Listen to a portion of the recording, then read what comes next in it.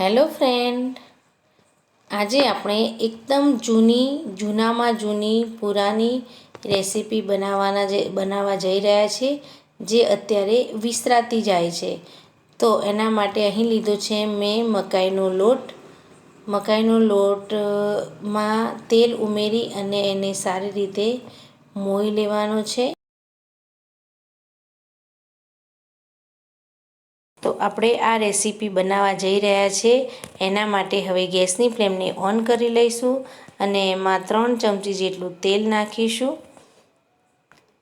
તો તેલ આપણું ગરમ થાય છે ત્યાં સુધી હું તમને ક્વોન્ટિટી જણાવી દઉં. તો મેં આ કટોરી ભરી અને 3 કટોરી ભરીને મેં મકાઈનો લોટ લીધો હતો અને એ જ કટોરીથી મેં 6 કટોરી જેટલું પાણી લીધું છે. તો આ પરફેક્ટ માપ છે. જો તમે કોઈ વાર આવી રીતે રેસીપી બનાવો તો આ પ્રમાણેનું માપ રાખી શકો છો. હવે આપણું તેલ ગરમ થઈ ગયું છે, એમાં રાઈ એડ કરી દઈએ. રાઈ તતરે એટલે લસણના ટુકડા કરી અને લસણ ઉમેરવાનું છે. લસણનો ટેસ્ટ એકદમ સરસ આવે છે. જ્યારે ખાતા હોઈએ ત્યારે આખું લસણ જો આવે તો એકદમ ટેસ્ટ સરસ લાગે છે. અને ત્યારબાદ વરિયાળી, જીરું, મીઠો લીમડો અને લીલા મરચાં નાખી અને ત્યારબાદ હિંગ ઉમેરી દેવાની છે. અને અજમો ખાસ નાખવાનો, કારણ કે અજમો પાચન શક્તિ માટે સારો હોય છે. તો છેલ્લે હું તલ એડ કરી અને થોડીક વાર માટે ઢાંકી દઈશ, કારણ કે તલ ફૂટે નહીં એટલા માટે. ત્યારબાદ હવે આપણે જે પાણી લીધું હતું 6 વાટકી, એ પાણી હું ઉમેરી દઈશ. તો પાણી ઉમેરી દીધા પછી પાણી થોડું થોડું ગરમ થાય એટલે આપણે એમાં મસાલો કરીશું. તો મસાલામાં નાખીશું મીઠું, થોડુંક વધારે પડતું મીઠું નાખવાનું અને ત્યારબાદ હળદર ઉમેરીશું અને સ્વાદ પ્રમાણે મરચું. જો તમે લીલું મરચું ખાતા હો તો એકલા લીલા મરચાં નાખો તો પણ આનો સ્વાદ એકદમ બેસ્ટ આવે છે. ત્યારબાદ ધાણા જીરું પાવડર અને આ બધું નાખી અને આપણે સારી રીતે એને કળશીથી હલાવી લઈશું. સારી રીતે મિક્સ થઈ જાય એટલે હવે આપણે એને ઉકળવા દેવાનું છે. સારા એવા 2-3 ઉભરા આવે ત્યાં સુધી આપણે એને ઉકળવા દેવાનું, કારણ કે આપણે આમાં લોટ એડ કરવાના છીએ અને એ લોટ આ પાણી જેટલું ઉકળેલું હશે એટલું સારી રીતે ચડી જશે. તો હવે પાણી આપણું ઉકળવા લાગ્યું છે સરસ રીતે. તો હવે એમાં આપણે મકાઈનો લોટ જે મોઈને રાખ્યો હતો એને થોડો થોડો ઉમેરતા જઈશું અને આ વેલણ વડે એને હલાવતા જઈશું. અને જો ચમચાથી હલાવશો તો ફાવશે નહીં, એટલે વેલણનો ઉપયોગ કરવાનો.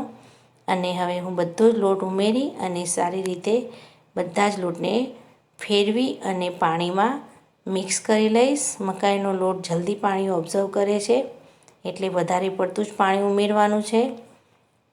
તો આવી રીતે હલાવતા જઈ અને ક્યાંય પણ કોરો લોટ ન રહે એ પ્રમાણે મિક્સ કરી લેવાનું છે. તો આવી રીતે સાણસીથી પકડી અને એને હલાવતા રહેવાનું છે. ક્યાંક ક્યાંક વ્હાઈટ કલર દેખાઈ રહ્યો છે, લોટનો કોરો કલર દેખાઈ રહ્યો છે. તો આપણે સારી રીતે એને મિક્સ કરી લઈશું. તો અહીં હું તમને યાદ કરાવી દઉં અથવા તો એક રિક્વેસ્ટ કરી દઉં કે જો તમને વિડીયો ગમે તો વિડીયોને લાઈક કરજો, શેર કરજો. ચેનલમાં જો નવા હો તો ચેનલને સબસ્ક્રાઈબ કરી લેજો. તો અહીં આપણો લોટ મિક્સ થઈ ગયો છે. એને હવે થોડીક વાર માટે ઢાંકી રાખીશું. તો 5 મિનિટ જેવું થઈ ગયું છે અને મેં ઢાંકણ ખોલી લીધું છે. અને હવે તમે જોઈ શકો છો કે આપણો લોટ એકદમ સોફ્ટ થઈ ગયો છે અને ફૂલી પણ ગયો છે. તો જો તમારી પાસે નોનસ્ટિક કઢાઈ હોય તો તમે એનો ઉપયોગ કરો તો નીચે તમારો લોટ છે એ ચોંટશે નહીં. તળિયું પાતળું હોય એટલે મારે લોટ અંદર ચોંટી ગયો છે. તો આવી રીતે આપણે એક મકાઈનું ખીચું તૈયાર કરી દીધું. અથવા તો ઉત્તર ગુજરાતમાં અને ખાસ કરીને સાબરકાંઠા વિસ્તારમાં ખવાતો મકાઈનો લોટ વઘારી દીધો છે. એકદમ ટેસ્ટી અને સ્વાદિષ્ટ લોટ છે. આને તમે ઘી સાથે પણ સર્વ કરી શકો છો. કેટલાક લોકો તેલ રેડીને પણ ખાતા હોય છે, જેમ ચોખાનું ખીચું તેલ રેડીને અથવા તો મરચું નાખીને ખાઈએ છીએ એ પ્રમાણે આ લોટના તમે ખાઈ શકો છો અને આના પાપડ પણ બનાવી શકો છો. આ જ પ્રોસેસથી લોટને આપણે બાફવાનો છે અને એના પાપડ બનાવવાના છે. તો આવી રીતે દૂધ નાખીને પણ લોકો આ લોટને ખાતા હોય છે. એકદમ સ્વાદિષ્ટ લોટ લાગે છે દૂધ સાથે પણ.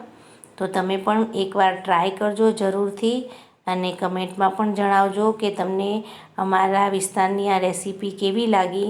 ગામડાઓમાં ખાસ કરીને લોકો સાંજના સમયે આવી રેસીપી બનાવતા હોય છે અને એ મજાથી ખાતા હોય છે, કારણ કે મકાઈનો લોટ અથવા તો મકાઈમાંથી આપણને સારા એવા પ્રમાણમાં કેલ્શિયમ મળતું હોય છે.